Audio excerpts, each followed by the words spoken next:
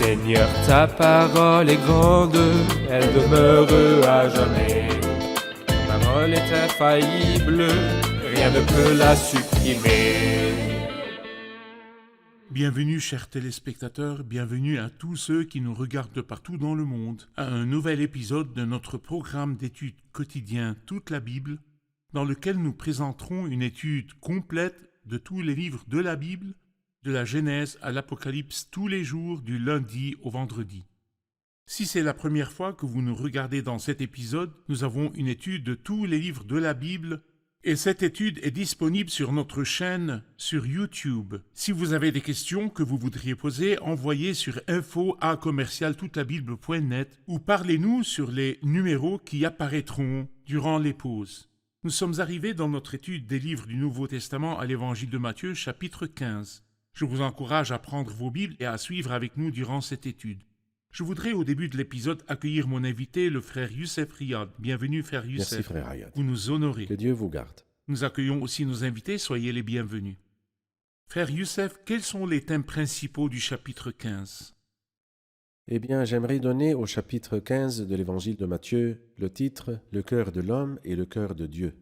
Le cœur de l'homme, corrompu, apparaît dans les premiers versets de ce chapitre, dans la première partie. Oui. Et ensuite, nous voyons le cœur de Dieu, qui a été tendre envers une femme cananéenne qui ne faisait pas partie du peuple choisi de Dieu, mais de nation maudite depuis le temps de Noé. Et de nouveau, quand il a rassasié la multitude avec un peu de pain et de poisson, nous voyons le cœur du grand berger compatissant. Très bien, merci. Dans la première section, le cœur de l'homme, nous lirons quelques versets et je reviendrai à vous avec une question. Alors des pharisiens et des spécialistes de la loi vinrent de Jérusalem trouver Jésus et dirent : « Pourquoi tes disciples transgressent-ils la tradition des anciens ? En effet, ils ne se lavent pas les mains quand ils prennent le repas. » Il leur répondit : « Et vous, pourquoi transgressez-vous le commandement de Dieu au profit de votre tradition ? En effet, Dieu a dit : Honore ton père et ta mère. Celui qui maudira son père ou sa mère sera puni de mort. Mais d'après vous, celui qui dira à son père ou à sa mère : Ce dont j'aurais pu t'assister est une offrande à Dieu, n'est pas tenu d'honorer son père ou sa mère. Vous annulez ainsi la parole de Dieu au profit de votre tradition. Hypocrite, Ésaïe a bien prophétisé sur vous quand il a dit : Ce peuple prétend s'approcher de moi et m'honore des lèvres, mais son cœur est éloigné de moi. C'est faussement qu'il m'honore en donnant des enseignements qui sont des commandements humains. C'est clair de cette section qu'il se concentrait sur les traditions des anciens, côte à côte avec les commandements de Dieu. Qu'est-ce que ces traditions font dans les âmes des gens qui ont abandonné les commandements de Dieu et les ont profanés ? Parlez-nous un peu de la tradition, allez-y. Eh bien, tout d'abord, vous voyez dans le premier verset, « Alors des pharisiens et des spécialistes de la loi vinrent de Jérusalem trouver Jésus. » Le Christ était en Galilée en ce temps. Oui. Eux, ils venaient de l'extrême sud à l'extrême nord. Pourquoi cela ? Pas pour apprendre. Pas pour apprendre, non, pas pas du pour tout. apprendre, ni même pour demander. Mais ils venaient afin de trouver une erreur que les disciples feraient. Ils demandent « Pourquoi tes disciples mangent-ils sans se laver les mains ?» C'est-à-dire pour eux, c'est comme si c'était le problème central, pas comme un problème de santé, parce qu'il est toujours bon de se laver les mains avant et après le manger. Non, c'était en fait un rituel. Ils devaient se laver les mains d'une certaine façon pour pouvoir être rituellement purs. Mais ceci n'augmente pas et ne diminue pas en quoi que ce soit la valeur de l'homme. À la fin du chapitre, nous verrons que le Christ a aussi fait un long trajet, mais il a fait ce long trajet afin de sauver une pauvre femme et sa fille, qui étaient possédées et enragées. Donc le Christ a fait un long trajet et ils ont fait un long trajet, mais quelle grande différence! Comme nous l'avons dit au début, le cœur de l'homme est corrompu, et le cœur de Dieu qui est plein de tendresse et de compassion. Donc, ils ont pensé que le lavage des mains est un signe de pureté. Oui. Et c'est un rituel que les mains doivent être lavées. Mais Dieu voit l'impureté et la sainteté d'après d'autres standards. Oui. Quels sont les standards de l'impureté et de la sainteté devant Dieu? Eh bien, je voudrais assurer que ce n'est pas une question de se laver les mains avec de l'eau et du savon, ce qui est une bonne habitude, mais de se laver les mains avec une certaine quantité d'eau, d'une certaine façon, pour pouvoir être pur, d'après la tradition des Ce anciens. qui est un rituel qu'ils Oui, avaient. c'est un rituel fait par les hommes et reçu par les anciens. Et en fait, concernant les rituels, ils sont un grand obstacle pour la compréhension de la parole de Dieu. Pourquoi? Parce que si la tradition ne contredit pas la parole de Dieu, alors la priorité est donnée à la tradition et non pas à la parole de Dieu. Un des hommes de Dieu a dit ce qui suit. Le pharisien debout faisait cette prière en lui-même. « Ô Dieu, je te remercie de ce que je ne suis pas comme les autres hommes. » Et ensuite il dit « Je jeûne 2 fois par semaine. » Cela vient où dans la Bible? C'est de la tradition. Et je donne la dîme de tous mes revenus. La dîme est dans la Bible. Mais il a mentionné le jeûne 2 fois avant la dîme. D'accord. Donc, lorsque la tradition et la parole de Dieu ne se contredisent pas, la priorité est pour la tradition. Et si elles se contredisent? Si elles se contredisent, la tradition a toujours la priorité. Ceci est d'après les gens. Oui, d'après les gens. Très bien. Pour les gens, la tradition est la priorité. Et que la parole de Dieu dise ce qu'elle veut. Et c'est pour cela que le Christ leur a dit ici, « Et vous, pourquoi transgressez-vous le commandement de Dieu au profit de votre tradition? Parce que la Bible dit, et quant à vous, vous dites, et le résultat est qu'ils ont négligé la parole de Dieu et se sont accrochés aux idées des anciens. » Il y a une vidéo que nous voyons beaucoup sur les médias sociaux qui dit que nous ne prenons pas la chrétienté de la Bible seule, mais Oui. que la chrétienté vient de la Bible et des traditions des pères et de ce que nous avons reçu des anciens en dehors de la Bible. Donc, nous n'avons pas besoin de nous limiter à la Bible seule. Je veux me garder immunisé. Si maintenant un téléspectateur voudrait savoir quoi faire et où, commencer dans la Bible et comment connaître les ressources chrétiennes, que me diriez-vous? Eh bien, je vous dirai à la loi et au témoignage, ce n'est pas moi qui le dis. C'est Dieu qui a dit ces paroles. Dans Ésaïe chapitre 8, verset 20, il faut revenir à la loi et au témoignage. Si l'on ne parle pas de cette manière, il n'y aura pas d'horreur à ce peuple. L'apôtre Paul a dit aux pasteurs de l'église d'Éphèse, les prêtres, de vos propres rangs, donc des prêtres et des pasteurs dans l'église de l'ère apostolique. De vos propres rangs surgiront des hommes qui donneront des enseignements pervertis pour entraîner les disciples à leur suite. Et maintenant, l'apôtre Paul continue, « Je vous confie à Dieu et au message de sa grâce, lui qui a le pouvoir de vous édifier et de vous donner un héritage avec tous les saints. » Donc toute la Bible est la Bible seule. Nous n'ajoutons rien à la Bible et nous n'enlevons rien de la Bible. C'est vrai. Merci, nous ferons une pause et puis reviendrons pour une question.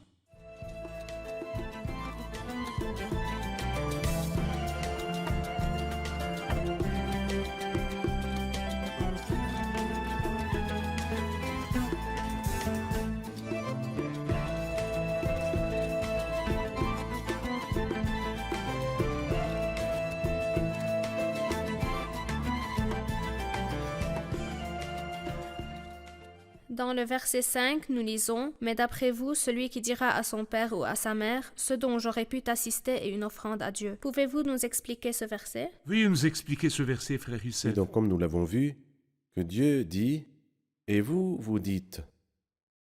Un contraste étrange. Si Dieu a dit quelque chose, que pouvons-nous dire après ce qu'il a dit? Et qui pourrait dire quoi que ce soit après ce qu'il a dit? Et encore plus étrange, ce que Dieu dit n'est pas appliqué. Il est mis de côté. Et il dit, mais vous dites, et c'est ce qui est appliqué. Mais alors que disent-ils? Alors il dit, mais d'après vous, celui qui dira à son père ou à sa mère, ce dont j'aurais pu t'assister est une offrande à Dieu. C'est-à-dire si nous donnons à notre père ou notre mère une certaine somme d'argent chaque mois pour les aider avec leurs dépenses dans leur âge avancé. Bien sûr, dans ce temps, il n'y avait pas de pension ni d'assurance sociale. Tant que l'homme est en bonne santé, il travaille et fait de l'argent. Mais quand il vieillit, il ne peut plus travailler. Et moi, en tant que fils juste, je dois m'occuper de faire vivre mon père et ma mère. Je leur rends le bien qu'ils m'ont fait alors que j'étais un jeune enfant. Mais ceci a été tordu par les hommes religieux, mauvais et méchants, qui transgressent la parole de Dieu avec leurs traditions.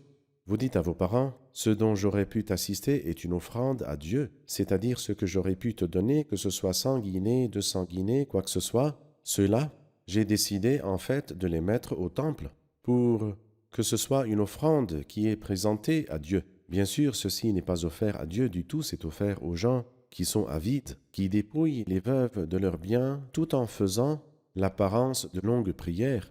Donc, il n'est pas tenu d'honorer son père ou sa mère. Alors, donc, qui peut supporter cela? Les hommes religieux qui sont mauvais, qui critiquent et méprisent les disciples de Jésus, qui ne se lavent pas les mains avant de manger. Est-ce qu'il y a, je dirais, une impureté plus sévère que l'impureté de vos cœurs qui veulent que les mains soient lavées? C'est pour cela que nous devons nous concentrer sur ce que disent les commandements de Dieu. Exactement.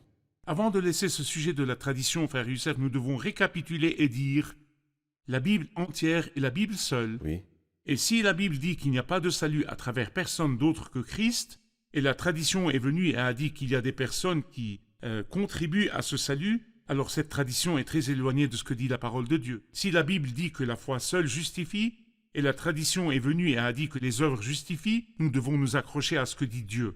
Si la Bible dit que Christ est le seul médiateur entre Dieu et le peuple, et la tradition vient aimer d'autres médiateurs à côté de Christ, alors nous devons nous accrocher à la parole de Dieu. Nous devons nous accrocher à la Bible entière et la Bible seule. toute parole qui vient des gens n'est rien devant Dieu. Très bien. La section suivante, dans le verset 10, parle de l'impureté et de la pureté, ce qui rend l'homme impur et ce qui le rend pur.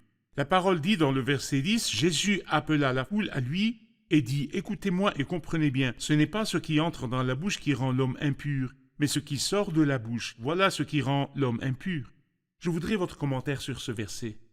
Eh bien, après que le Seigneur a dénoncé ces mauvaises personnes qui venaient de Jérusalem, juste pour détourner l'attention vers quelque chose qui ne fait pas de différence, alors Jésus voulait avertir la foule à leur propos, parce que très souvent la foule suit ces dirigeants qui sont parfois mauvais. Il dit à la foule, écoutez-moi et comprenez bien, ce n'est pas ce qui entre dans la bouche qui rend l'homme impur, parce qu'en fait la nourriture que je mange, quoi qu'elle soit, n'entre pas dans mon cœur, et par suite elle ne rend pas l'homme impur. Mais comme le Christ l'a expliqué, tout ce qu'on mange sort et c'est éliminé. Mais ce qui rend l'homme impur, ce n'est pas quelque chose qui vient de l'extérieur, mais de l'intérieur. C'est du cœur de l'homme que sortent. Et il mentionne une bonne liste de 13 choses là, 13 choses mentionnées dans Marc chapitre 7, qui rendent l'homme impur. Alors ce qui rend l'homme impur, c'est le cœur, qui n'a besoin de rien pour le rendre impur. Le cœur est tortueux, Plus que tout, et il est incurable. Jérémie chapitre 17, verset 9. Alors nous devons demander la purification du cœur, et celui qui aime la pureté du cœur a la grâce sur les lèvres et a le roi pour ami. Très bien. La section suivante du verset 21 à 28, il y a une rencontre de Jésus avec cette femme cananéenne qui est venue à lui.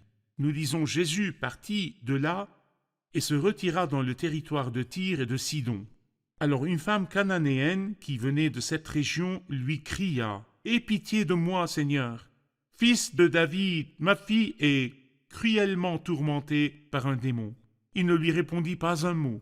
Ses disciples s'approchèrent et lui demandèrent « Renvoie-la, car elle crie derrière nous. » Il répondit « Je n'ai été envoyé qu'aux brebis perdues de la communauté d'Israël. » Mais elle vint se prosterner devant lui et dit « Seigneur, secours-moi. » Il répondit « Il n'est pas bien de prendre le pain des enfants et de le jeter aux petits chiens. »« Oui, Seigneur, dit-elle, mais les petits chiens mangent les miettes qui tombent de la table de leur maître. » Alors Jésus lui dit « Femme, ta foi est grande.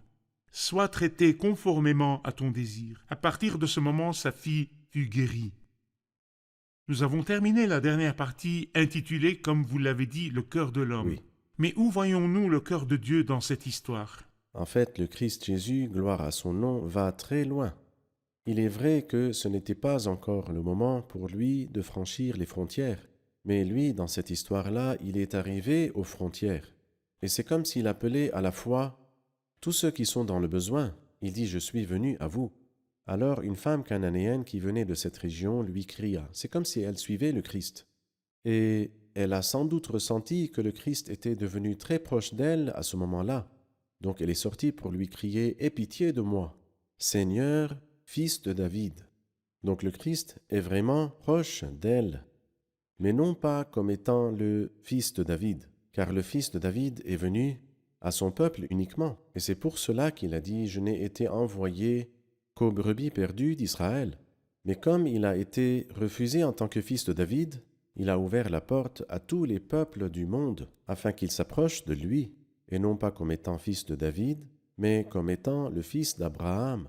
Et c'est de la descendance d'Abraham que sera béni le monde entier. Frère Youssef, il y a 3 réactions que Christ a faites face au cri de cette femme. Oui, D'abord, quand elle est venue et a dit que sa fille est possédée, il n'a donné aucune réponse. Oui. Ensuite, il a dit « Je n'ai été envoyé qu'aux brebis perdues de la communauté d'Israël ». c'est vrai. Mais la 3e réaction, certains considèrent cela comme très choquant. Quand il lui a dit « Il n'est pas bien de prendre le pain des enfants et de le jeter aux petits chiens ». Peut-être qu'il voit dans la première réaction que Christ ignore les cris de la femme. Et ensuite, ses paroles sont vraiment choquantes. Qu'est-ce que Christ entendait par ce comportement? En fait, le Christ, bien sûr, ne l'a pas chassé, car ce n'est pas comme lui de renvoyer quelqu'un qui est dans le besoin. Et pourtant, il voulait que cette femme entre par la bonne porte. Et la bonne porte nous mène à la conclusion que nous ne sommes rien. Un verset important vient dans le livre de Job. Quand vient l'abaissement, tu diras debout. Alors nous devons nous humilier devant le Seigneur, et il nous élèvera. Ou bien comme Simon le Juste l'a dit dans Luc 2, cet enfant est destiné à amener la chute Et le relèvement de beaucoup. Alors quand nous tombons devant le Seigneur, il nous relève. C'est pourquoi le Seigneur ici, lorsque la femme l'a appelé le fils de David, il n'a répondu avec aucun mot. Il ne l'a pas renvoyé, comme les disciples l'ont demandé, et il ne lui a pas répondu. Parce que je n'ai pas été envoyé en tant que fils de David à une femme cananéenne qui n'a aucune part entre les fils de David. Et quand elle a su cela, elle a dit « Seigneur, aide-moi ». C'est comme s'il disait « C'est bien, tu as fait un pas dans la bonne direction, mais je testerai. Je te testerai pour voir où tu es arrivé. » Alors il lui a dit la 3e réponse choquante « Il n'est pas bien de prendre le pain des enfants et de le jeter aux petits chiens. » Lorsque le bon Samaritain a soigné les blessures du voyageur avec de l'huile et du vin, en fait, nous savons que quand le médecin met de l'alcool ou de l'huile sur les blessures, cela fait crier la personne blessée. Mais cela est nécessaire pour la guérison. C'est comme si Dieu a dit quelque chose de dur, mais de nécessaire pour la guérison. C'est-à-dire, c'est très facile de dire de moi-même que je ne suis pas bon. Et en fait, il n'y a personne qui est bon. Par contre, il est très difficile de dire ce que l'apôtre Paul a dit. En effet, je sais que le bien n'habite pas en moi, c'est-à-dire dans ma nature propre. Il n'y a absolument rien de bien en moi. Ceci n'est pas quelque chose de facile, mais en réalité, il faut que je l'admette si je veux bien la guérison du Christ pour moi. Et en fait, quand elle a atteint ce point-là, dans la foi et dans l'humilité, le Seigneur ne lui a pas juste donné ce qu'elle voulait, mais il a aussi loué sa foi. Et le Christ, d'après l'évangile de Matthieu, n'a loué que la foi de 2 personnes, un homme non-juif dans le chapitre 8 Et une femme parmi et les une non-juifs. femme parmi les non-juifs dans le chapitre 15. Mais en Israël, elle-même, la foi était absente. Très malheureusement. Très bien. Merci, nous ferons une pause et puis reviendrons pour une question.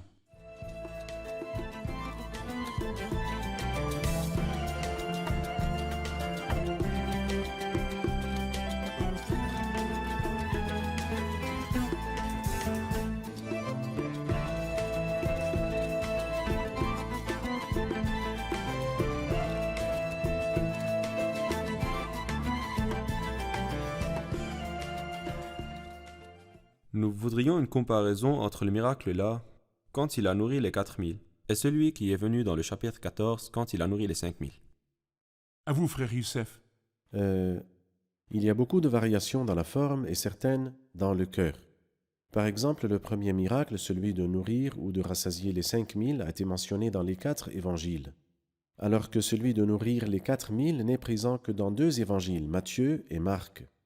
Parce que dans le premier miracle, ils ont dit que c'est lui, le prophète qui vient au monde, et ils voulaient le prendre de force pour faire de lui le roi. C'est pourquoi dans l'évangile qui le montre en tant que roi, les 2 miracles sont écrits. Et l'évangile qui le montre comme prophète montre les 2 miracles aussi. L'une des différences est que le premier miracle est arrivé à la fin du premier jour, alors que le deuxième miracle est arrivé le troisième jour. Oui, Le premier miracle est arrivé après que les disciples ont suggéré que les poules soient renvoyées pour qu'ils puissent aller acheter de la nourriture au village. Alors que dans ce miracle-là, les disciples n'ont rien suggéré, mais c'est le Christ qui a dit « Je suis rempli de compassion pour cette foule ». Une autre différence est que le nombre de personnes qui ont mangé, ici 4000 personnes, alors que lors du premier miracle, 5000 personnes, sans compter les femmes et les enfants. À ce moment, le Seigneur a utilisé 5 pains et 2 poissons pour accomplir ce miracle. Ici, nous voyons 7 pains et quelques petits poissons. Et enfin, ce qui restait dans le premier miracle était 12 paniers, et ce qui restait ici, 7 paniers remplis. très bien, merci, frère Youssef. Je lirai quelques versets et nous devons aussi nous arrêter un peu là-dessus. Jésus quitta cet endroit et vint sur les bords du lac de Galilée. Il monta sur la montagne et s'y assit. Une grande foule s'approcha de lui. Il y avait parmi eux des boiteux, des aveugles, des muets, des estropiés et beaucoup d'autres malades. On les amena aux pieds de Jésus et il les guérit, de sorte que la foule était émerveillée de voir les muets parler, les estropiés être guéris, les boiteux marcher, les aveugles voir, et elle célébrait la gloire du Dieu d'Israël. Jésus appela ses disciples et leur dit « Je suis rempli de compassion pour cette foule, car voilà 3 jours qu'ils sont près de moi, et ils n'ont rien à manger. Je ne veux pas les renvoyer à jeûne de peur que les forces ne leur manquent en chemin. » Les disciples lui dirent « Comment nous procurer dans cet endroit désert assez de pain pour rassasier une si grande foule ?» Au début, je voudrais votre commentaire concernant les 3 jours. Vous avez dit que le premier miracle est arrivé à la fin du premier jour et ils sont restés avec lui un jour complet. Le miracle de nourrir les 5000, ce miracle est arrivé à la fin du 3e jour. Pourquoi 3 jours? Est-ce que le Saint-Esprit nous fait entendre quelque chose quand il a écrit ceci? Est-ce que ce miracle est arrivé avec le même groupe que le premier miracle ou un autre groupe? Est-ce qu'il se rapporte au temps présent et à l'avenir? Parlez-nous un peu de ça. Eh bien, je vois qu'il y a de la différence entre les 2 miracles. C'est-à-dire le premier miracle nous parle de la période de la grâce présente, où Israël a refusé. D'autre part, le pain a rassasié des milliers, et il reste 12 paniers pleins pour le peuple dans l'avenir. Alors que ici, nous voyons la satisfaction future représentée par ces 4000 personnes, et la plupart d'entre eux étaient des non-juifs. Dans le dernier verset, vous verrez, avant qu'il nous parle de ce miracle, nous lisons « Elle célébrait la gloire non de Dieu, Du Dieu d'Israël. mais du Dieu d'Israël », ce qui veut dire que ces miracles sont arrivés avec des non-juifs.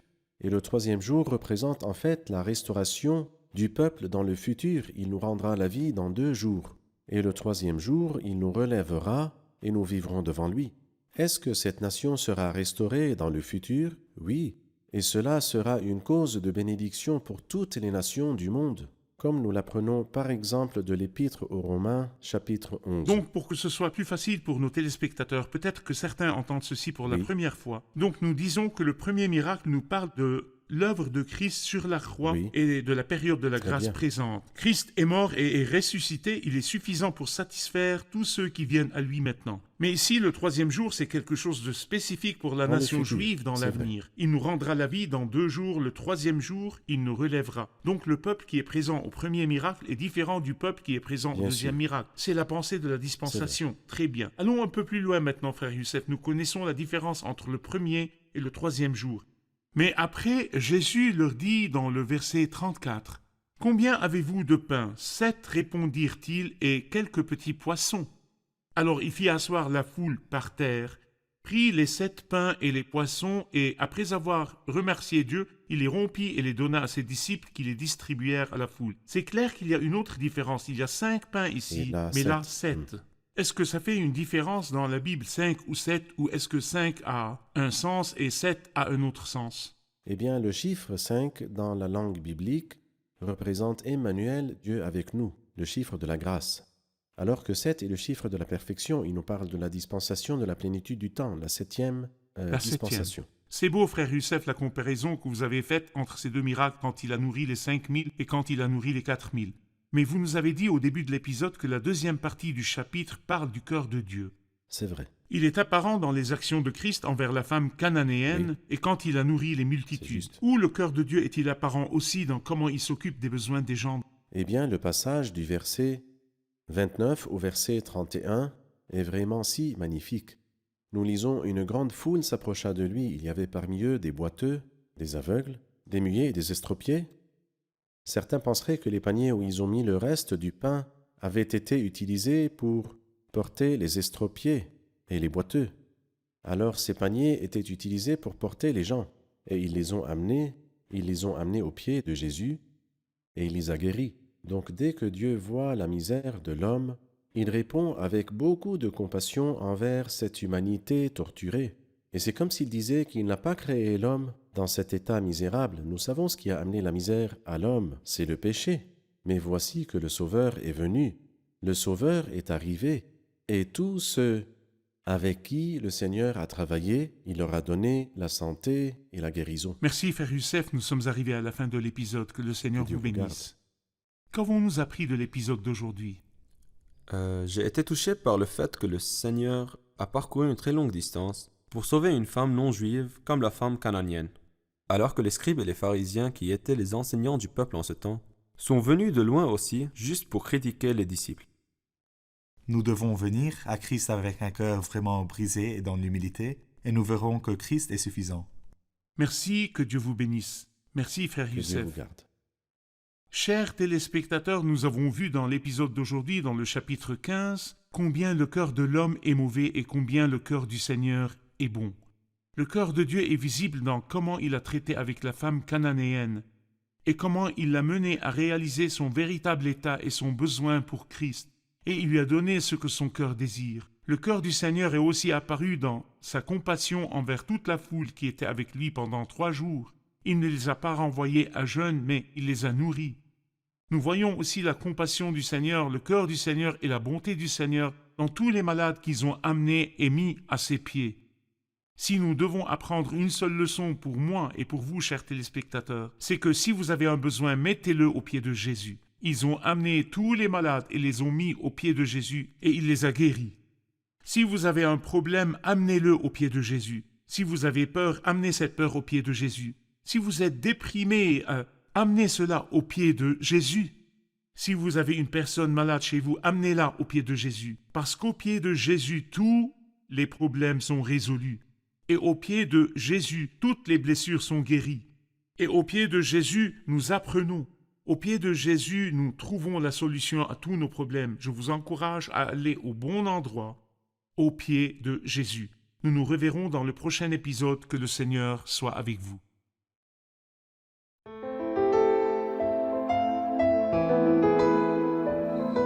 Seigneur, ta parole est grande, elle demeure à jamais. Ta parole est infaillible, rien ne peut la supprimer.